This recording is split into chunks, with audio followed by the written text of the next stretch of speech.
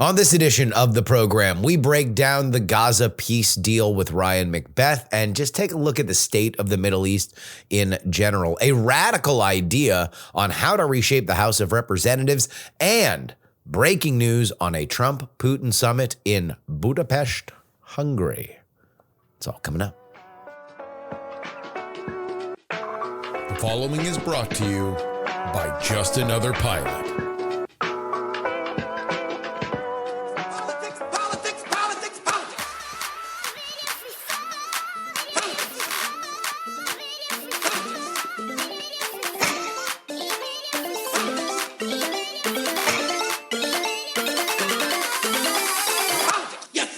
Hello and welcome everybody to the Politics program for October 17th, 2025. Your old pal Justin Robert Young joining you here. And I gotta tell you, friends, I don't know if you can hear it in my voice, but I'm playing hurt.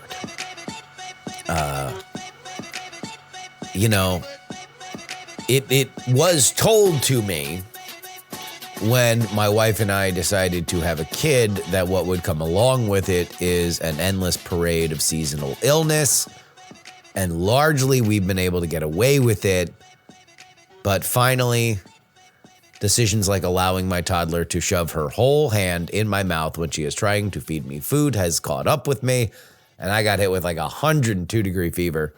When I woke up today, I have been coughing like a maniac. But the good news is that the majority of this episode was recorded before I got sick. So you will not have to hear me throughout all this, but you will hear me again during the update. But we're going to get into something initially that is fascinating. Tom Joseph is somebody who wants to reshape how the House of Representatives is operating. And obviously, considering the House hasn't even been called in session in weeks, you can't argue with the idea that maybe it does need a little sprucing up.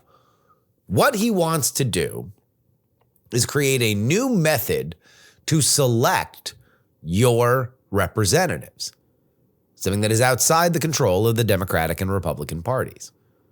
He wants to create an app that has a contest that matches people's persuasions and positions on issues to voters that can securely advance their preferred ideas to a final stage. This will then ensure that there is a voting bloc that would vote for them and theoretically could flip any number of seats and could essentially hold the chamber to their perspective. Let's go ahead and welcome Tom on now.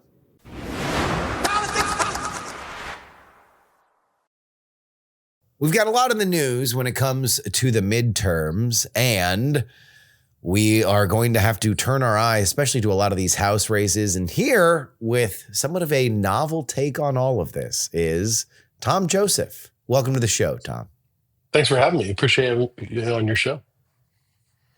Now, you have a very novel way of trying to find tipping point races. Can you explain that to us?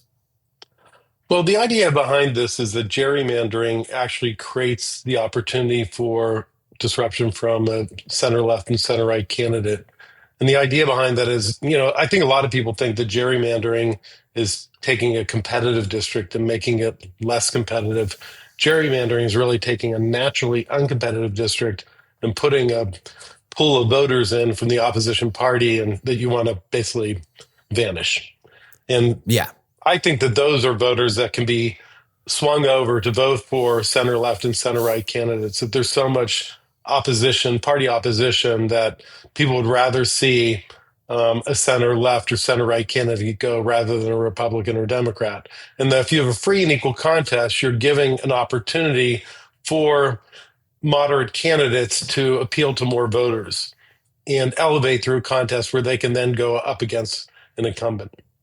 But the basic theory is that if money distorts representation, the absence of money in a fair contest will bring the representative back to the center of the curve.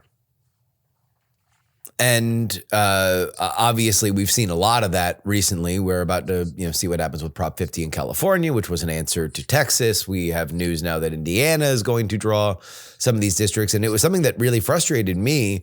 I'm broadcasting from Austin, Texas, but when the Texas Democrats were protesting the initial Texas redistricting draw, they were outside of the state when I was kind of frustrated that, if you really want to change this, then I know where these neighborhoods are in my area that were about to get subsumed into other districts. Like, go talk to those people that now are going to have a representative that doesn't agree with their values. Like try to mobilize them and push them in a position where, at the very least, you would have to incentivize somebody that was a little bit more in the center to run in that district. But under our current system, the really only way to fight that is to come in with an opposition party, and nobody will vote for the opposition party.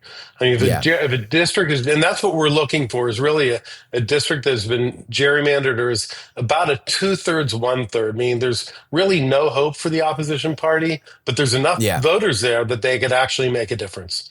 And there's actually a lot of those. And I think one of the questions you want to ask, why Texas, California, Illinois? I think that they were actually trying to find this ratio. And what happens is that when you do it for your side, you wind up doing it for the other side too. So there wound up being a lot of other districts that popped up in these states that actually had the same ratios. They were just gerrymandered the other way. So what are some of these districts that you found?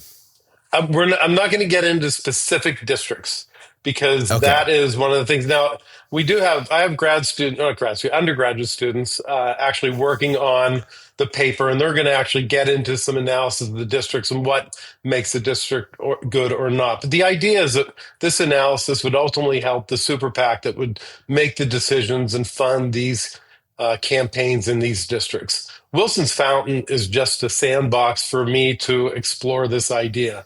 America's Main Street Party is the tech company. It's really the vehicle that will create the free and equal contest. And today we were announcing that we finished the prototype. But the idea is that a super PAC would back this, and they would ultimately pick the districts. We're going to put the formula together to help them do that. Gotcha. And so the hope would be that you would back candidates that would be more on the center that could exploit these divides? The idea is not to back candidates. The idea is to put a contest into a district where the people will choose the candidate, like American Idol. Gotcha. You're going to have the best singer if you go through a process, or the best sprinter if it's an Olympic trial. Think of this as like Olympic trials for Congress. Multi-round competition. Gotcha. So this would be changing the very methods by which they'd be nominated? Yeah, or you'd be running private contests. The idea is that we've repurposed what our political committee system does. When you think of a national political party, you're thinking of an ideological organization. Yeah, our party, America's Main Street Party, is a tech company. It produces an app. It's producing a free and equal contest. The idea of doing that within the party is that the winner of the contest, once we become a national party, goes right onto the general election ballot. So imagine now, you're saying that, hey, the winner of the primary is the same old gal or guy that always wins. The winner of our nominating contest is somebody who maybe survived a field of 30, 40, or 50 candidates, and the district spent weeks picking that candidate. They're going to be behind that one because it's their choice. It's that or the party candidate who really isn't doing anything for the people these days. I do really like the idea that there would be more open competition, because I think that is often almost just as much as, the top level control over drawing maps is you have a lot of ossification in the parties when nobody has to run competitive primaries at all. And the very concept that somebody's going to run a primary against an incumbent is looked at as this like tremendous slap in the face. Oh my gosh, it's ridiculous. Healthy and necessary competition. Where else does that exist? Where else? Do any of us get to work at a corporation and pick our retirement date into our 80s? Yeah, this right? is, there's 35 members of Congress died in the last 22 years, something like that. It might be the most dangerous place to work, right? Well, it's certainly a place where you can sit down and stay a while, at least if you're in these districts that don't really have any kind of competition. And obviously they get redrawn every once in a while. But in general, the same crowd of people are going to head there unless there's somebody that's kind of more ideologically pure that drives them out from either the two polar extremes. And the idea is that, I mean, the system is rigged perfectly for retaining incumbents. Not a lot of people turn out in the Yeah. primary, but we feel if we can create an app, an exciting contest, that will outdraw the primary. So that our winner comes with more votes, electronic votes, than the winner of the primary. Now they can look at this as a viable candidate, not just some spoiler. So that's the goal, is pick 20 blue, 20 red districts where we feel are ripe for disruption. The model I sent you, we're kind of Yeah. tweaking it. One of the things you have to think about is that, when we're successful, we'll draw a response. So the smartest thing for us to do would be spread this out amongst as many states as possible. So the strategy that we're working on now is to find 16 states where we can run a blue and a red. There's only 16 Yeah. where we can do that. And then there's 8 other states that are purely partisan represented. Like Massachusetts only has blues and Democrats. yeah, Yeah. and so in those states we'd only be able to run, but we're looking at 4 red, 4 blue in that. So it'd be 24 states, 16 that would run 2 contests, and 8 that would run 1, 4 blue, 4 red. Well, you certainly have a very interesting system. My question would be, where do you find the candidates and how do you recruit them, for people that have the interest to get involved in something like this, but don't find themselves drawn to either of the two parties? That it seems to be somebody that would be a little bit rare, especially at the scale that you want to run it. Right. I mean, the key for us is to, 1, get the word out. 2 is to connect with this super PAC, to find somebody that really wants to create what I say, capitalize a more perfect union. What we could do is use the super PAC as a marketing department to go into these districts in advance, say, here's what Gotcha. we're doing. If you're interested in running for Congress, this is how you do it. You don't have to put up a bunch of money. You have to use our campaign portal to build your campaign. Everybody will have an equal campaign. And then I don't know if you watched that 1-minute video, but the idea is that there'll be 7 issues that the candidates must weigh in on. And then the constituents will be able to match up against them on those issues. So if there's 100 candidates, you'd be able to say, hey, which ones match up on these 7? Say it's 23. You hit a button, you endorse all 27. That moves them into the next round. So the idea is that we'll go from a large field down to 20, down to 10, down to 4. And then we'll go into something called a virtual town hall where there'll be additional questioning and the public will be able to see more content related to that. But throughout the whole thing, it will be an equal contest and there'll be no advertising. You have to go through the portal to get access to the candidates and to see who you match up with. Obviously, this is very much a labor of love for you. You're very passionate about it. Where did your desire to come up with a technocratic solution to this come from? It came from the COVID, believe it or not. I was sitting there, I have a business, and I was worried I was going to lose my business. And where were you? Where were you based out of? I'm based in Pittsburgh. My business is an accounting firm called Bookminders. We have employees, and there we go. Here we go, Steelers. By the way, there you go. But anyway, during the COVID, we're really worried about the economy just being turned upside down. And when I applied for the PPP money, I made a promise that I would do something. I wouldn't run for office, but I knew the system had to change. I was always inspired by Ross Perot and that he wanted to kind of shake things up and change Congress. And I made a decision. I tried to do so. I didn't really even know what I wanted to do at that point, but I knew that I'd never run for office. And that whatever I do had to fit within the legal constructs of what we're doing, like find a way to break the system without changing it. And I think that's what we've done. You can't change the election system. So create a better nominating system, then elect that person. So we can basically implement election reform through creating another primary system and put it in where the candidates are really weak. That's about everywhere. So have you always been politically active, or is this something that really kind of kicked up when everything shut down? I have since 1992, I've been thinking about this, honestly, that there's something, it really, as a business person, it really, the idea of uncompetitive districts and people not going into them, like that's the opposite thing for a business person. You think that's low hanging fruit. Like, why isn't somebody going after that? So I'm telling you, I thought for years about this. And the solution, I thought, is a free and equal contest. I didn't even know it was rooted in history. A constitutional lawyer friend of mine said, hey, that's the free and equal election clause. And And then I started studying about James Wilson and kind of the history behind all this, and that he felt like if the elections aren't fair, the people lose their voice, and it poisons all aspects of government. And that's where we are. I mean, Yeah. everything is poisoned. You mentioned 92. Obviously, that is the big Perot year. Probably the closest that a very functional, politically potent third party came to existing on a national level. Had success in regional areas, but never really was able to continue beyond Perot.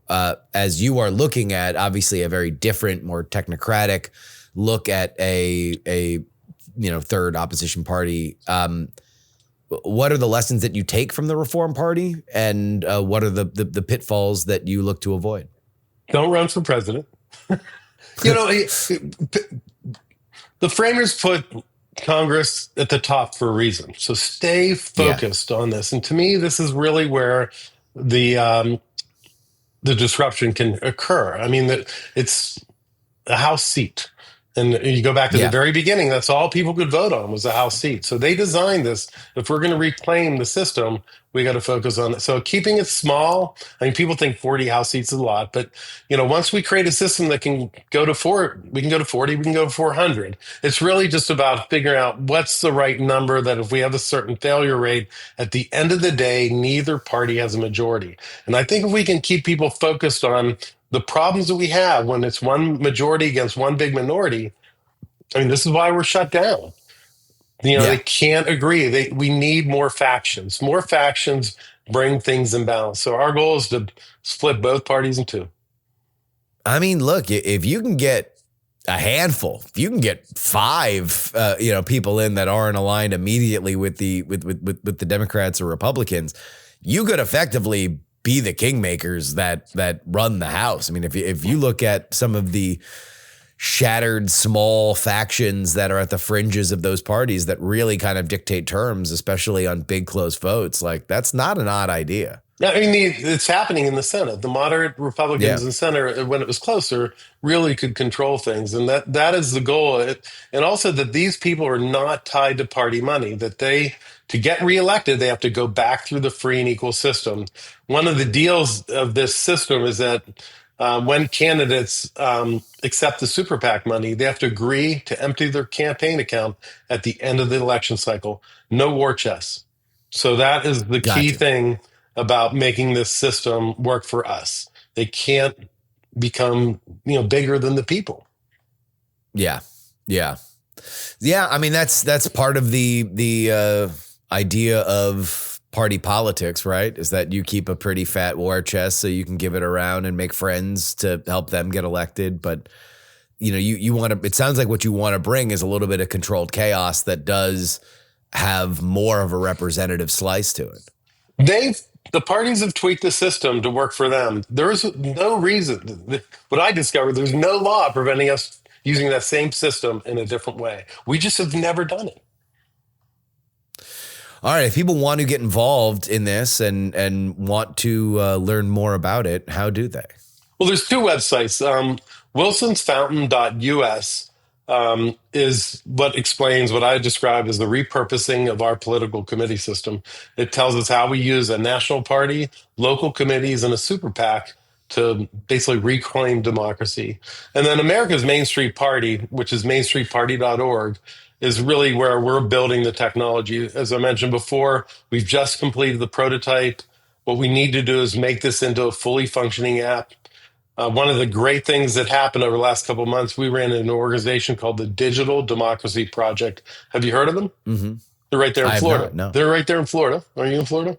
Okay. But basically what they've done is they've taken some technology that was developed for the Department of Defense that allows service members who are like in submarines or in war zones where they can't submit a ballot to use their phones, and uses Face ID encryption. This is highly sophisticated technology. Anyway, that's an application called Votes, but the Digital Democracy Project is implementing secure mobile voting in Florida, where people can weigh in on legislation. And the idea is that legislators want to know exactly what their people in their district think. Yeah.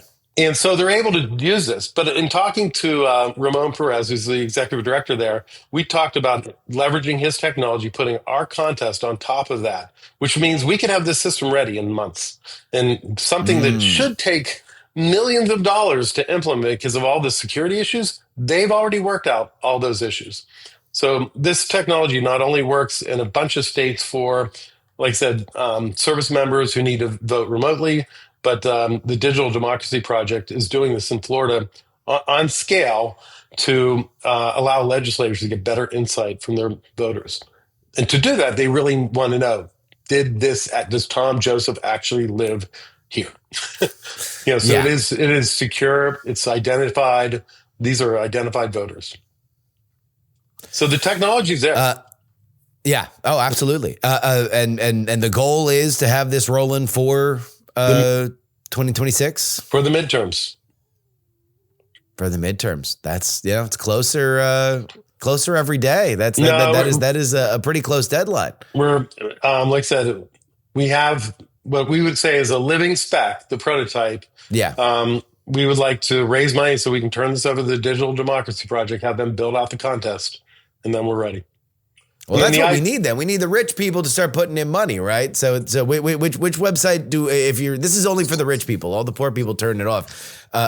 Rich people. Actually, this is a party. So our maximum donation we can take is $5,000. We really need a lot of $5 and $10 donations. The public really has to support something like this.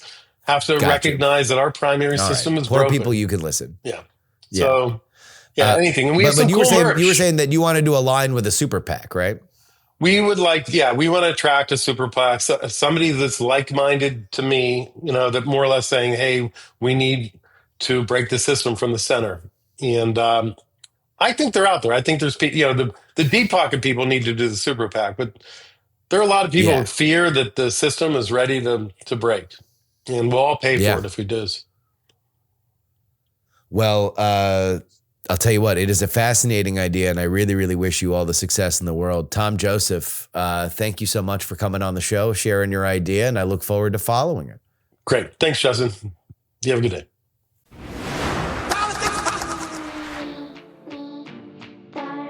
This is your update, brought to you by TakePoliticsSeriously.com. Donald Trump says he and Russian President Vladimir Putin have agreed on a phone call to meet in Budapest, Hungary, to discuss ending the war in Ukraine. He added that Secretary of State Marco Rubio and other senior U.S. officials will meet with Russian counterparts next week to prepare for the summit, although no date has been set. Trump described the call as productive, saying it was great progress, and noting they will discuss it further with Ukrainian President Volodymyr Zelensky during their upcoming White House meeting. Earlier in the week, Trump said he was considering sending Tomahawk missiles to Ukraine to pressure Russia. We're going to get into what that actually means with Ryan McBeth in a couple minutes. It's kind of hard to not see a move like this from Putin as just a way to deny Zelensky what he wants at his meeting on Friday, to be tapped along. But at the same time, what Trump highlighted in his Truth Social about it was how much Putin wanted to talk about trade that could exist with Russia after the war has ended. And as you're going to hear with Ryan in a few minutes, the economy being on the mind of Vladimir Putin is something that does have some very, very interesting perspective. So I don't know. I mean, we'll see where this goes. It did not go well for Trump in Alaska. Pomp, circumstance, Putin on American soil, but all the momentum that seemingly came out of that dissipated very quickly as Putin continued to attack civilian targets in Ukraine. So hard to trust the man is what I would say. Senate Majority Leader John Thune said the White House may roll back certain shutdown actions if Democrats agree to reopen the government. Thune supported reversing aggressive measures taken since the October 1st shutdown, noting that the administration has shown flexibility. While he didn't specify which actions, he suggested addressing furloughed or unpaid federal workers could be part of a compromise. Some Democrats demand the administration undo its mass reduction in force orders before voting to end the shutdown.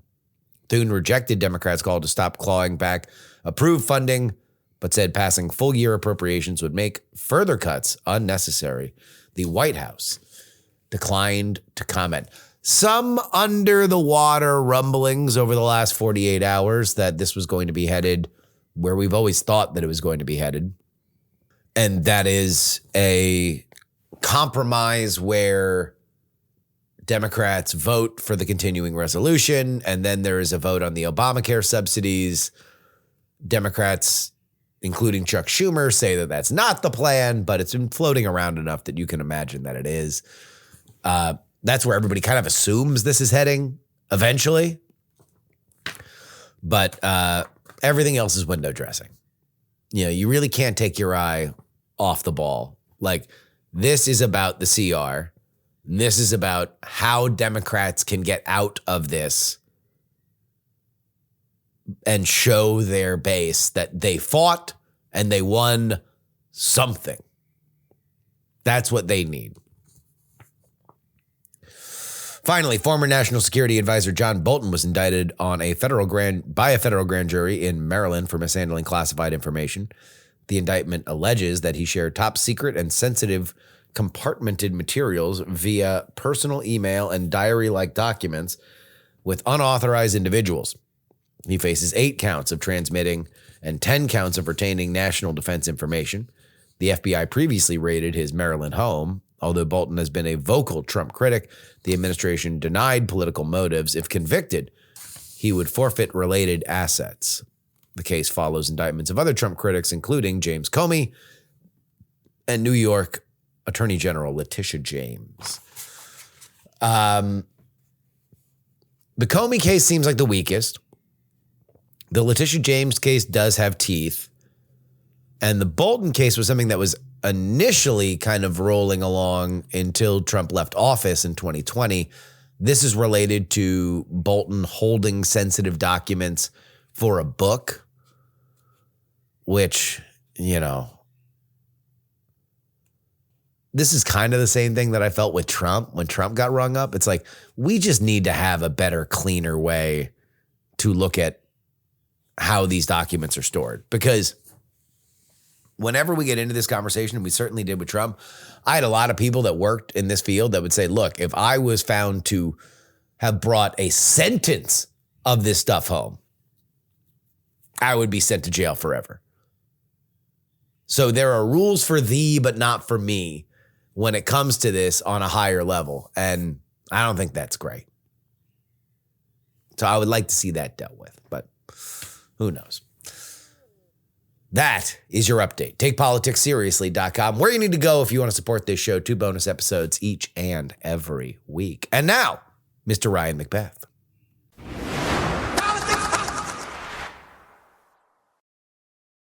Well, we have a Gaza peace deal, but I still don't know exactly what it means, what it doesn't mean. And so we got to bring on somebody that has been with us through a lot of the coverage. In fact, I think that might have been the first time that we had Ryan McBeth on was during the post-October 7th incursions into Gaza, as well as everything that's happening in Ukraine. And so we welcome back Ryan McBeth. How you doing, buddy?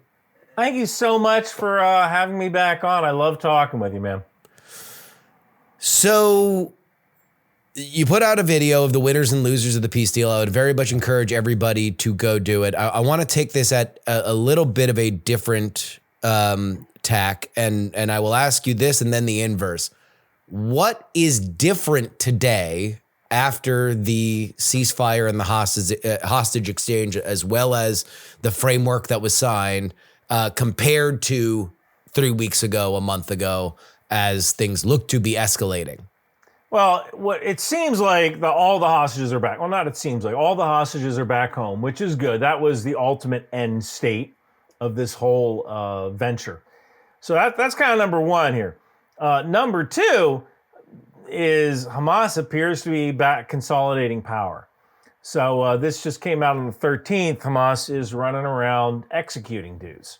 Yes. Now, those dudes could be collaborators, people they believe collaborate with Israel. They could be, and this happens sometimes. You have a guy, he owes money to someone, and so he says, hey, that guy collaborated with the Jews. Hamas goes and executes him. Now he doesn't owe that guy money anymore. Yeah. There could be criminal gangs, and Hamas is just reasserting their authority as the de facto security forces in Gaza. There is a non-zero chance that in a country of 2 million people, there are a couple of bad apples, and Hamas is retaking control over criminal gangs. But it's most likely these are rival factions, and Hamas wants to seize power because they might not believe that Arab armies are going to come in and reassert control, or at least they're betting that that isn't going to happen. So I guess that would be the top line of my second question, which is what is not different after the signing on Monday? Well, right now, we don't know who this international security force is going to be. I would assume it would be the Egyptians and Jordanians, maybe United Arab Emirates. Egyptians and Jordanians have some pretty professional militaries. The Saudis are a little too precious to be there, but Egypt and Jordan they have pretty good militaries. Iraq, pretty good military, combat hardened, but they don't really have the logistical tail to undertake an expeditionary mission like that. The U.S. would really have to support them, and it's not really in Iraq's interest to do that. You can also see non-aligned countries like Pakistan supply troops. Pakistan has a good military as well. So there are options open. It's just nobody's taken that first step. And so what fills that security vacuum right now? It looks like it's Hamas. Well, and that kind of brings us back to one of the things that has been, for people who have followed this, and I would consider myself just a guy who's read about this region for a while. I wouldn't consider myself a subject matter expert, but one of the elements that I've found interesting, especially as we enter into a question like that, is exactly how much does the Middle East care about Palestine? Because certainly they talk a lot about it. It is a gigantic talking point, but when it comes to money and arms and stuff like that, that would really be needed to stabilize that state to the point where a two-state solution would be possible. I don't remember a lot going into it. The biggest amount of money that's gone into that region has been Iran, and it hasn't been for building hospitals and city halls. It's been for other things. Well, one of the issues with the Palestinians, at least for a lot of Arab states, is that they're useful. Because as long as a lot of if you want to get technical, Iraq is really the only democracy in the Middle East, and I'm using that with quotes. Yes. Essentially, every other country purple in the Middle thumbed East quotes is either a monarchy or under some sort of authoritarian dictatorship. Iraq is kind of a democracy-ish. So when you look at human rights records in the Arab world, they're not very good. But as long as the Palestinians are periodically being murdered by Israelis, the leaders in these authoritarian Middle Eastern countries could point and say, look at that. Look how awful that is. Yeah. By the way, ignore what we're doing. Yeah. We're having a comedy show here in Riyadh. Come to that. But ignore all the other bad stuff we do. Look at the Palestinians. And now, essentially, the Arab world doesn't have the Palestinians to point to anymore and say, look how bad it is for them. Maybe ignore what we're doing at home. So I think they were useful for a long time. Yeah. Now they can be useful in a different way, and that's money. Now, Gaza needs to be rebuilt, and ideally they can rebuild this thing as a paradise. Well, first it has to be demined. That's one thing nobody is talking about except me. They need to go into every single square meter of that country and remove all of the IEDs that Hamas put there, and also remove unexploded ordnance from the Israelis, as well as just things like 50 caliber shells that fell on the ground when someone was charging their 50 caliber machine gun, stuff like that. That all needs to get removed, and that's going to take years. Yeah. Before you can build a new country, you're going to have to demine everything that's underneath the soil. You also need to take the debris away. And rebuilding Gaza it's going to be such an endeavor. It's going to cost billions of dollars that I think if some wealthy Gulf states decide we're going to invest in this, then you will see some very heavy-handed policing come from whatever security forces decide to actually go to Gaza, because now we're talking about money. Yeah. And so that would be the secret sauce here, is investment, capital investment from some of these possibly like sovereign wealth funds and stuff like that to rebuild Gaza. And that's the reason why they want to send the military in, not necessarily the blighted people of the region. Yeah, and I can tell you, if you've invested, what's the old joke? If you owe the bank $100,000, it's your problem. If you owe them $100 million, it's the bank's problem. Yeah. So the kind of people who will sink $100 million into creating the Riviera in Gaza are not the kind of people who are going to let a couple of guys with rifles stand in their way of accomplishing that. And if you think the Israelis are heavy-handed with Gazans, wait till you get a load of what Arabs will do. Well, I was joking around with a few friends as this wrapped up, and I was like, well, this is good. I'm very glad it happened. Nobody listened to my one-step peace plan for the region, which was to tell Saudi Arabia, solve it. And when they say no, say, John Cena's visa just got canceled. Sorry. Turns out Dave Chappelle's visa, turns out he can't leave the country. And they go solve it. And we're like, all right, no one's going to look for 2 weeks. Do whatever you need to do for 2 weeks. And we'll hose the region down and you can go forward. But I don't know, maybe that, I was joking about that, before, but if this is a scenario where you do see gigantic investment from some of these countries, and I have a lot of questions that I want to ask you about Qatar and their role in what has changed throughout this process. But I think you're right. Like if you think that, anything that Israel does, brutal as they might be, and I don't think that we would have much disagreement in some of the brutality that the IDF can unleash, but the eyes of the world are on them. When it's Arab on Arab violence, this is not something that gets that gets wall-to-wall coverage on BBC. Yeah, you're not going to see any protests, for how the Egyptians are treating the Gazans, and when you look at it, Egypt hates the Palestinians because they're connected with the Muslim Brotherhood, which has tried to cause rebellions in Egypt. I believe the Muslim Brotherhood, they allowed the political party wing back into their equivalent of parliament, and then they just recently banned it again a number of years ago. They're deathly afraid of that. One of the rule number one, if you're an Arab leader, is to stay in power. Yes. Now, there is a reason why Iraq is really the only democracy in the Middle East, and that's because we kind of set it up like that, and they were kind of like, well, this is kind of nice, actually. Yeah. You can kind of rotate through power without having your wife and children murdered because you lost your grip on the authoritarian state. Yeah, and if you look at Iraq now, yes, there are problems in the north with ISIS, but for the most part, Iraq has essentially returned. You see people walking around the street. You see cafes open. Everything's cleaned up, and this is what a stable government, kind of gives you. And I can't say much for the human rights or security situation when it comes to Iraqi security forces, but people can elect representatives to represent them in Iraq's legislature, and they do have free-ish elections for president. So I don't know if you're going to see any major turnovers of power there, but Iraq is certainly the closest thing they have to a democracy. And if you're an Arab ruler, number one rule is to stay in power. And that's why you don't let Palestinians into your country, because they start causing trouble and you got to get your security forces involved.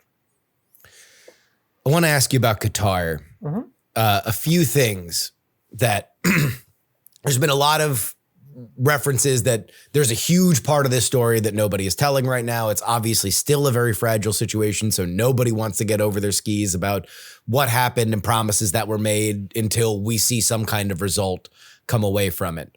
But just a few things that I thought are odd that I'm curious to see when we know more about what happened behind the scenes, whether or not they're connected. Number one, Qatar getting like essentially a NATO security guarantee from the United States, something that the Saudis wanted, they have not gotten yet, that the rumors have been that would be in exchange for normalizing relationships with Israel. Qatar gets it before the Saudis do.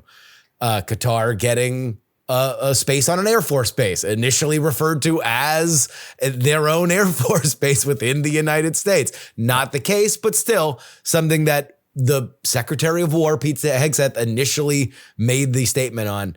And then Israel hitting a target inside Qatar and it being a lot more muted than I would imagine Israel putting a missile into a building in Qatar would do if it were just totally unconnected from everything else. And then, of course, Hamas deciding for the first time that they're going to give up the hostages and lead to this peace deal. Of those four things, how much do you think is connected to what we just saw? Well, that's a very good question. I would certainly say they're probably all related. I am of the opinion that Qatar kind of coordinated with the Israelis for that particular strike because they kind of I think so too. The writing on the wall. And then they could easily say, oh, gosh darn it, look what the Israelis did to us.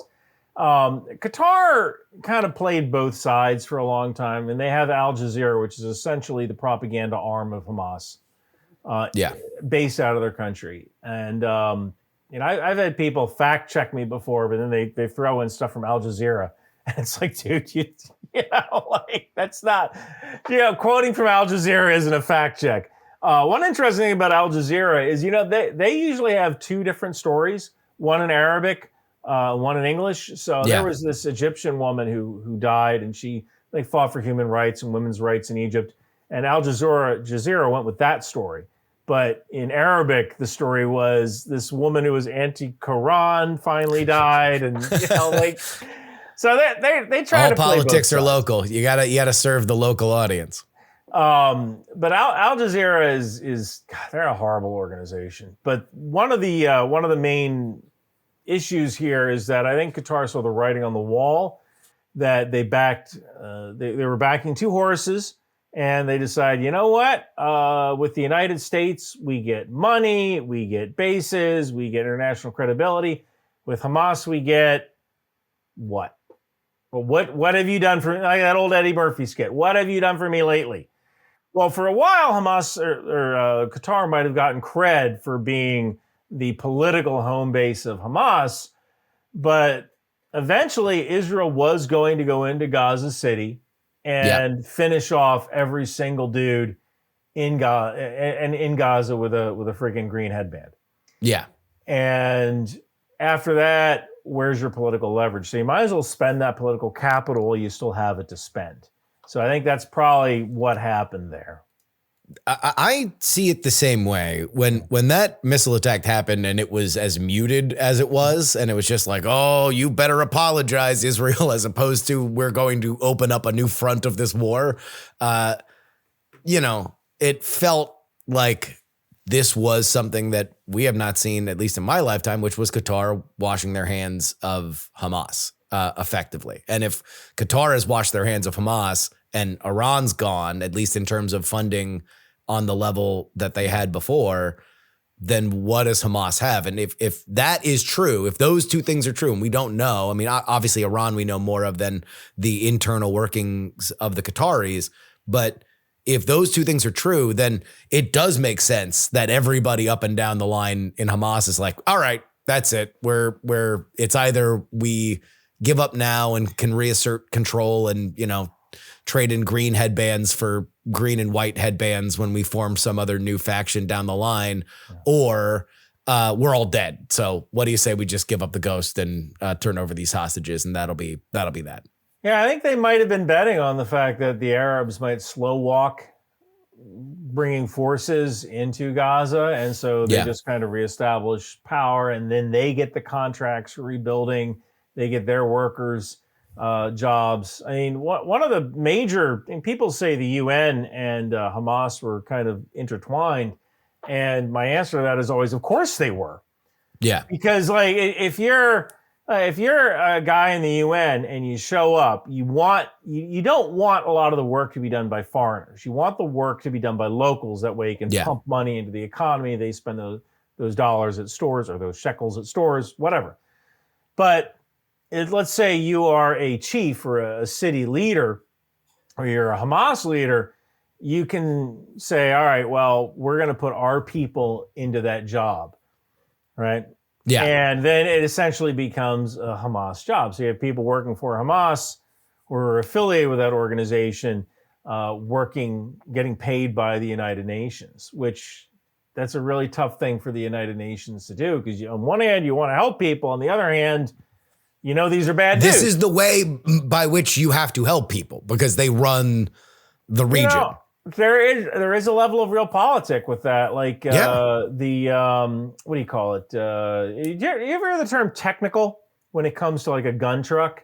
No. Okay. So once in a while you'll see the Taliban did this, the Chad did this. But basically you'll take a pickup truck, you'll put a machine gun on top of the pickup truck, and they call those technicals. Okay. And they're really good because you can put like 6 guys in the bed. You can put 2 guys in the cab, maybe 3, 1 guy on the machine gun, and you essentially have dragoons. You have vehicles that can move really, really fast. And once they get there, the machine gun can do support by fire while the infantry that's in the back of the truck can maneuver. So the reason they call them technicals is that during Somalia, during our intervention in Somalia, there were all these aid agencies that would essentially bribe warlords for protection of their aid convoys. Now, when you're filling out an expense report as an NGO or reporting to the UN, you can't put bribe to warlords on your expense report. So instead, they put down technical payments. Gotcha. And that's how those vehicles became technicals. Technicals. So if you want to help people, sometimes you got to engage with the people that are a little unsavory. How optimistic are you that some of the outer ends of this framework, the idea that this truly is the path to a 2-state solution, are you? Boy, I'm fairly optimistic. And I say that because Hamas has been attrited to a point where they really can't function as a cohesive force. When this war started, there were about 6 brigades of Hamas, plus other brigade level elements like Islamic Jihad. When I say brigade, that's more of an aspirational title than it is an actual military term. So you might have 3 battalions of infantry, but you don't necessarily have all the support that a genuine military brigade would have. But they've been attrited to maybe about 2,500 people that they have recruited since then. So it's going to be very difficult for them to launch a kind of operation like they did on October 7th, and Israel's never going to let that happen again. So if they are too weak to the point where they're executing people in the public square to prevent other factions from gaining power, then what you might see is non-governmental organizations plus Arab armies might be able to get in there, assert control fairly quickly, and then you'd see a 2-state solution. If all the Arab armies just kind of slow walk into Gaza because they're like, man, I really don't want that. I don't want my troops to be dealing with that. And you can say that, but really, like, they don't give a crap about most of their troops, Yeah. So like they can let a couple of troops die. But I think just getting the right money to the right place might see some motivation.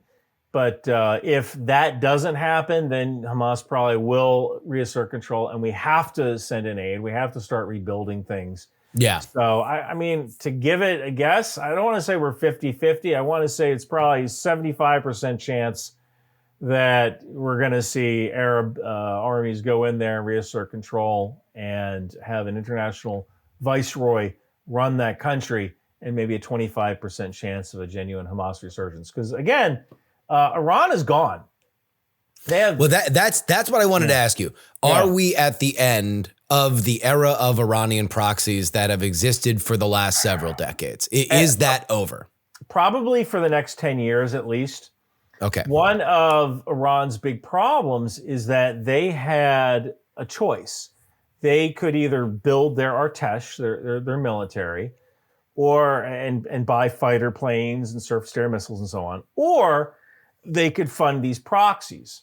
Yeah. Now, proxies were cheaper, and Iran is essentially, they're so poor, they can't build an aircraft carrier. How does the United States project power? We park an aircraft carrier off your coast until you do what we tell you to do. Yeah. We parked the Gerald R. Ford off of Lebanon, and we said, come at me, bro. Yeah. If Hezbollah wants to get involved with Israel, we're going to be there. They can go ahead and do it. Yeah, they can go ahead and do it. See what happens. So the way Iran asserts control is they threaten people with militias. Yeah. Or terrorism. So they put so much money into the proxies that they kind of neglected their army, they neglected their air force. So they're at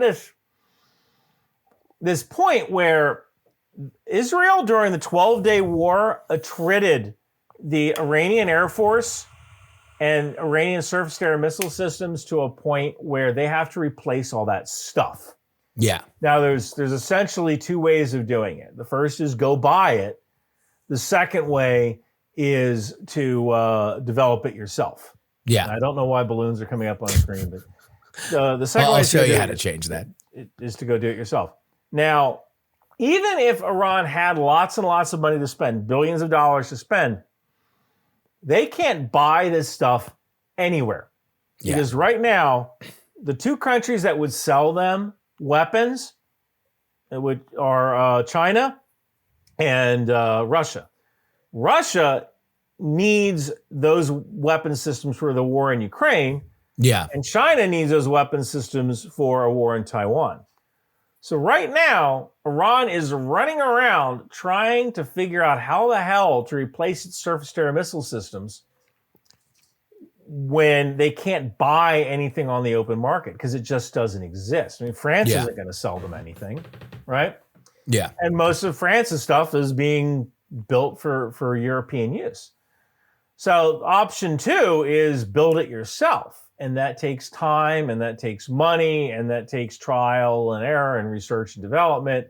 And that might not be something Iran can pull off that quickly. So I think 10 years, we might see a resurgent Iran in 10 years. Yeah. But it's going to take at least that long to get their military back up to a fair amount of readiness. Let's switch over to the IDF. What is the state of the IDF after 2 years at war? They're exhausted. So I actually put out a call to IDF soldiers to send me what I call an after-action review of essentially three things: what went right, what went wrong, and what you can do to improve. That way I can create a document and a video for the next generation of warfighters. They're exhausted. You have reservists who lost everything. Yeah. One of Israel has two big problems in their military. The first is they don't really have a professional non-commissioned officer corps. Either junior officers do that job, or you promote based on time in grade as opposed to ability or schooling, which a lot of Western militaries do. The Israeli army is a lot more like the Russian army than the American army in some respects. And so this lack of an NCO corps has been a huge problem. Problem number two is they rely on their reservists a lot for a lot of things. So they can stretch, I believe they have 6 active duty infantry brigades and 2 active duty armor brigades and 2 artillery regiments on active duty. And the rest, the other 30 brigades, are all reservists. Gotcha. So whenever they need something, they call up reservists. And now you have reservists some of whom were hit with a 1-2 punch, where you have guys who are called up and they had a business. They were called up, and because they couldn't work their business, they went out of business.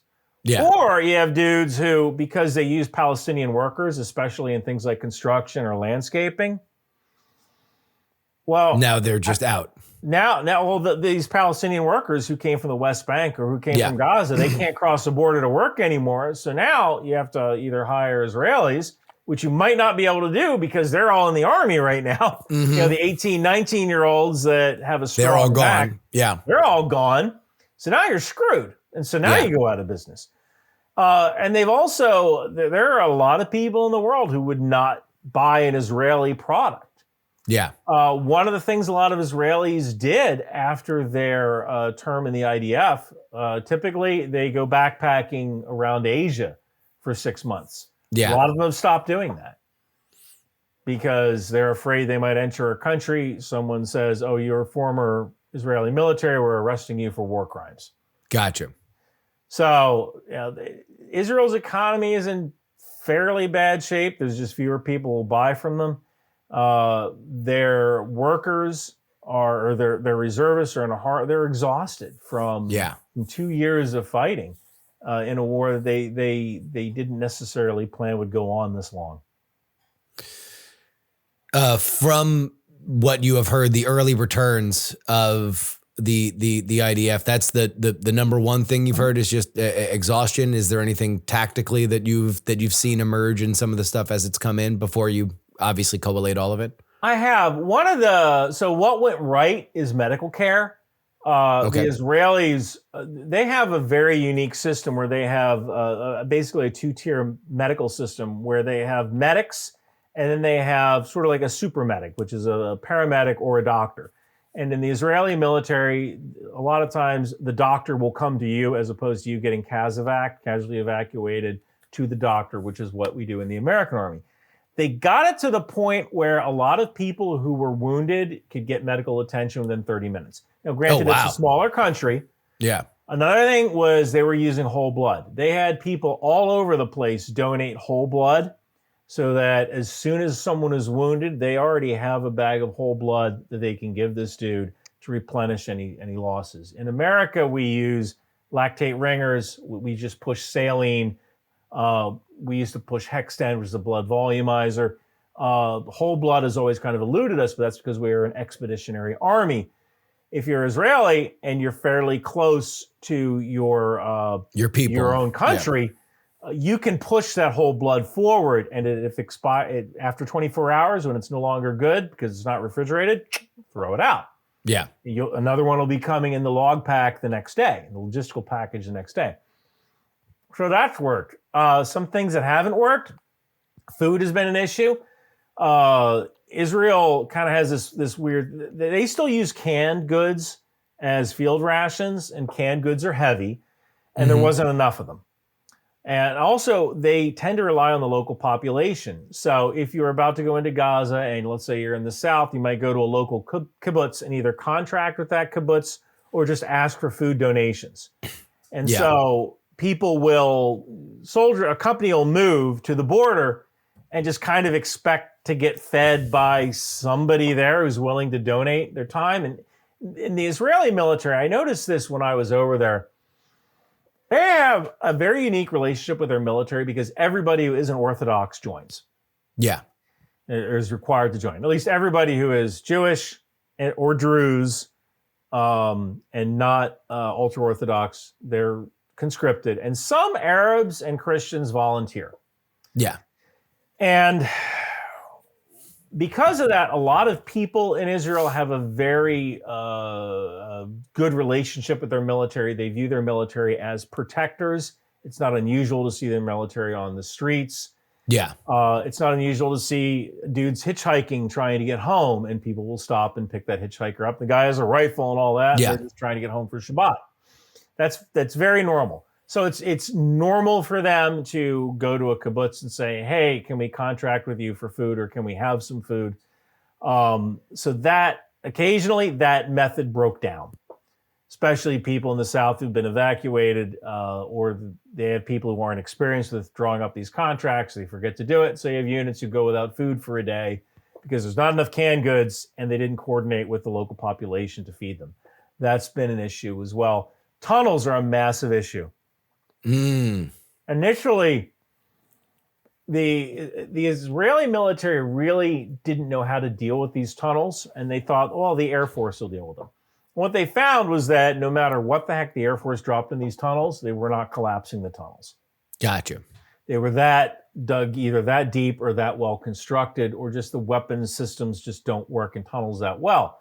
So now what you had to do was you had to clear these tunnels manually. This is where a lot of units started using drones. They would go out and buy drones with their own money and start flying these drones inside of tunnels.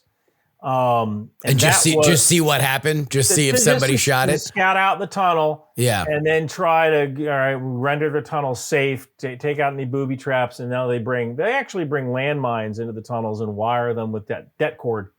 And then one of the reasons you see so much devastation is that these tunnels are everywhere. And so when they collapse the tunnel, the house on top that collapses as well. Also collapses, yeah. And another reason you see so much devastation is that there were Hamas IEDs, improvised explosive devices, in just about every freaking building.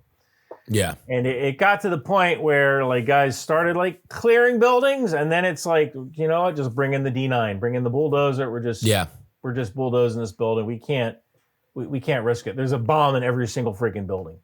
And there are a lot of people on Twitter saying, "You're telling me there's a bomb in every one of these buildings?" Yeah. There was a bomb. That is what you are being told. Yeah, that is.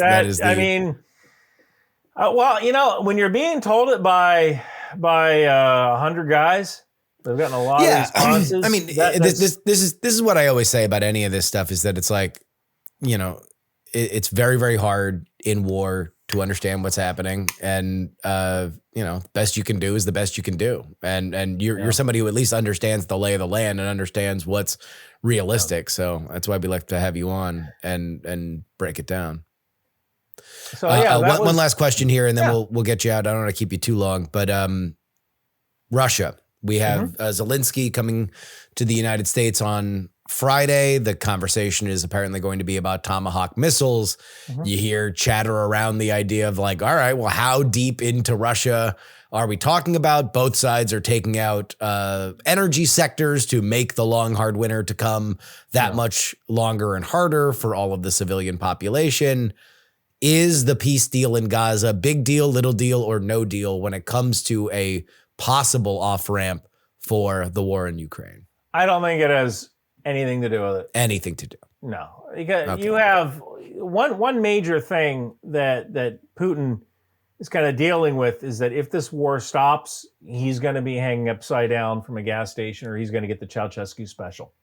Gotcha. Because Russia's economy is on a war footing. They have 10% inflation.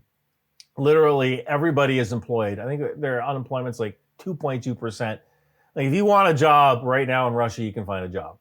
Yeah. Either with the military, which might not be the best option, or with a company building weapon systems. So now you mentioned the Tomahawk missiles. Tomahawk missiles are great, but how the heck does Ukraine actually launch them? Because I can give you Tomahawks are mainly sea launched. We used to have a land launched version that was nuclear. We took that away. I believe the Tomahawk could at one point be air launched. I believe we took that away.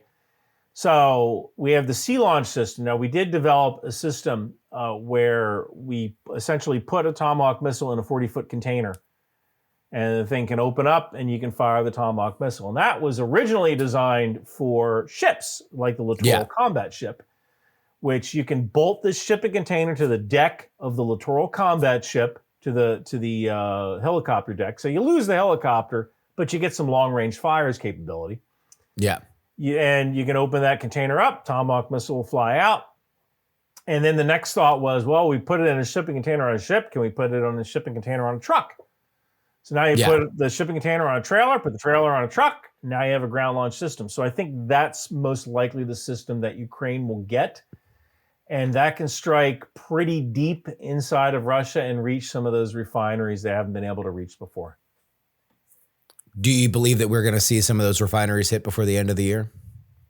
Honestly, no. And I say that because every time We have a limited number of Tomahawk missiles. And right now we kind of need them for China. Yeah. Because that's coming in 2027 or 2028. And I would imagine every single time CENTCOM fires a Tomahawk missile into Iran, everyone at Indo-PACOM goes, oh my God, there's another one gone, right? Everyone in the Indo-Pacific goes like, oh crap, we needed that missile. I think we fired 170, 200 Tomahawks into Iran. Yep. And those are 200 fewer missiles. It's not like you can just order them from Amazon. They have to be manufactured.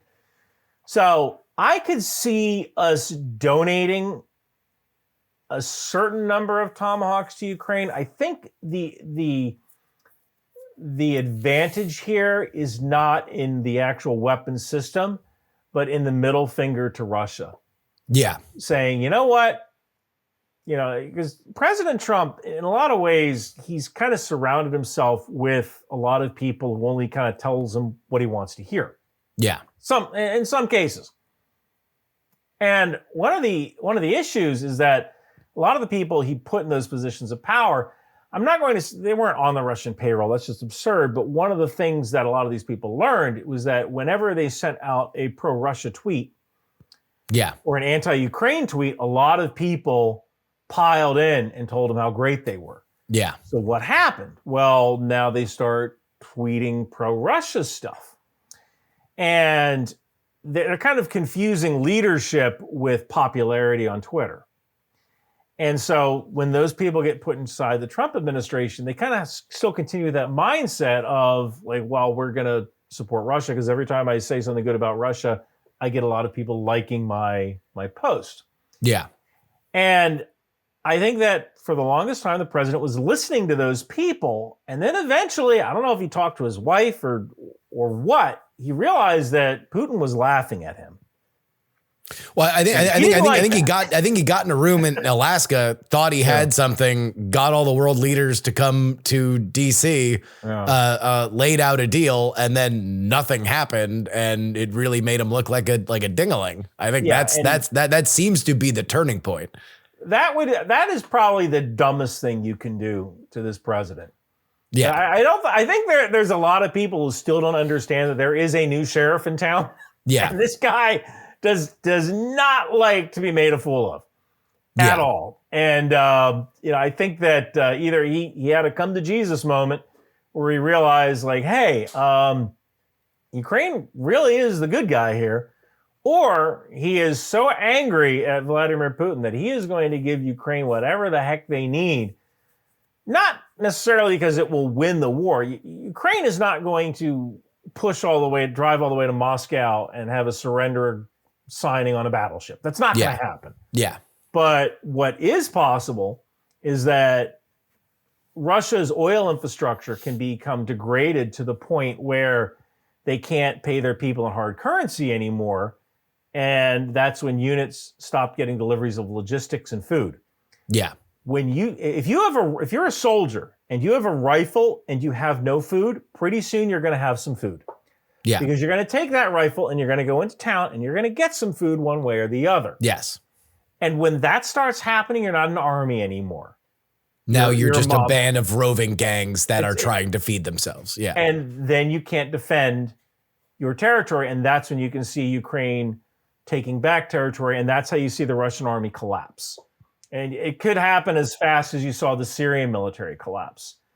Because with the Syrian military, and who found out first that the rebels were coming? Well, the people in the rear did because they have good internet, they have access to radio, they have access to television, they have access to the telegram feeds that show Turkish-funded forces rolling down streaming in their main highway.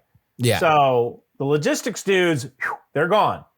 So now if you're an infantryman, you haven't been fed in 24 hours, what are you going to do? Well, you're going to leave your position.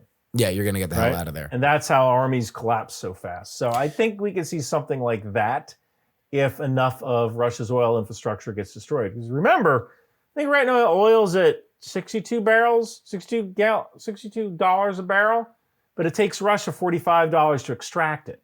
Yeah. And so they are running up against the margins of, their number one moneymaker actually making them money. And there's only so much oil you can sell. If China needs 100 barrels of oil a day, and they need more than 100 barrels of oil, but I'm just giving an example.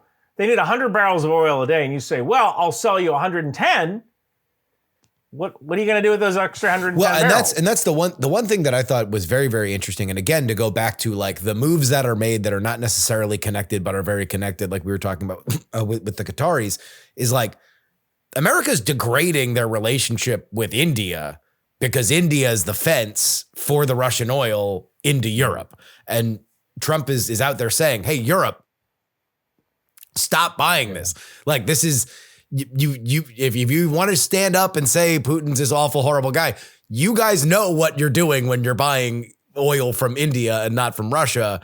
This is, either this is all going to work together or it's not. The question I have is, and I guess you just answered it with like, Putin just knows when the war's over, it's all over for him. Because the point that we were at around Alaska, it feels like whatever deal that was going to be there might be the deal that eventually gets signed. It's just whether or not Russia's willing to do it. And they obviously were not willing to do it after Alaska. It sounds like the idea is, all right, hit them hard, attrit the energy sectors now, hope that by the time that spring rolls around, the Ukrainians are so demoralized that they will take a lesser deal than what was on the plate now. But the question is, to your point, all right, but where are you going to be come the snow melting in March? Like, are you going to be in a place where you can keep rolling? I mean, the advantage of being Ukraine is that they can get repair parts from outside of their country. Yeah. In Russia's case, and they have a huge problem with machine tools. Russia didn't really have a machine tool industry. China doesn't really have one either. CNC manufacturing machines, computer numeric control, those are all mostly manufactured in Germany, some in the US, and some in Denmark. So you have Russia, whose oil, if you think about it, their oil rigs right now, where they're drilling for oil, they haven't had any non-counterfeit parts put on them in 3 years. They haven't had a software update in 3 years. You want to talk about a vulnerability? Wow. There's a cyber vulnerability right there because there have been no software updates on Russian oil rigs in 3 years. Yeah. So if you are a Russian machine shop and the army offers you a contract to build a part for an aircraft, and then they offer 100 rubles, and the oil company offers you 110 rubles for a part. Well, there's only so many machine tools in Russia that can manufacture these parts. So who are you going to go with? You're going to go with the one that offers you 110 rubles. So now the army has to offer you 120 rubles. Yeah. Now the oil companies have to offer you 130. So you just keep going up. And every day there's fewer and fewer machine tools because they haven't had a software update in 3 years. And they haven't been able to get any spare parts for 3 years, or any spare parts that they can machine themselves are counterfeit. Yeah. And they might not fit as well as an original part. So now you're decreasing the life of the machine even more. Well, certainly something to keep an eye on. And by the time that this airs on Friday, we will have a sense of at least what the conversation is between Zelensky and Trump in the White House. But we will also make sure that we keep our eye on all the work done by Ryan McBeth. Where can people find you? You can find me at ryanmcbeth.com or go to ryanmcbeth.substack.com. Thank you very much, friend. Hey, thank you for having me on.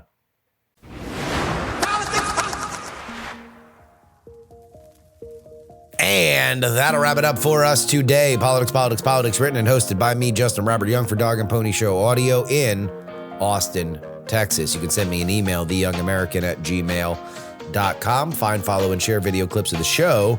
Justin R. Young on TikTok, Justin R. Young on Instagram, Justin R. Young on Twitter, and on YouTube. It is Politics, Politics, Politics. We love our YouTube audience. Thank you for everybody who continues to support seeing me, even when I am infirmed, If you want to support us with a one-time donation, it is just so simple. PayPal.me/payjury, PayJury. Venmo is Justin-Young-20. Cash App is PX3 Cash, and you can send me anything you'd like in the mail. Post Office Box 153184, Austin, Texas 78715. The only place you get our bonus content is on our Substack. You can get there. TakePoliticsSeriously.com. Paying members get 2 bonus episodes each and every week, $3 a week.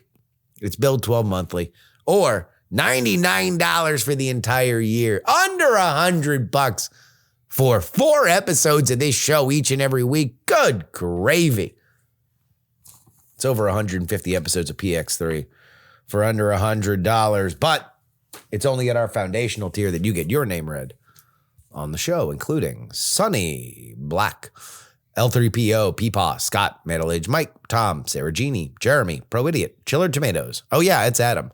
Neil, AB Puppy, Just Another Pilot, Dr. Whiskey, Michael, Fat Tony Speedjays from New York, Will, The Borge Bee, Matthew, Matt, Andrew, Edwin, Sam, Andrew, Phil, Edison, Devon, Paul, a dog named Chuckers, Gloria, my mom, Jerry, Trucker, John, Berkeley, Stephen, and Zombie Doc. You want your name read on the show? One place to do it. TakePoliticsSeriously.com. That'll wrap it up for us this week.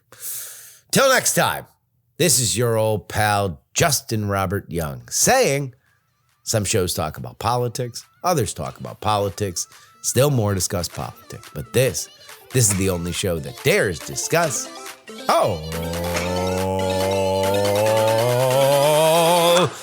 3. Diamond Club hopes you have enjoyed this program. Dog and Pony Show audio.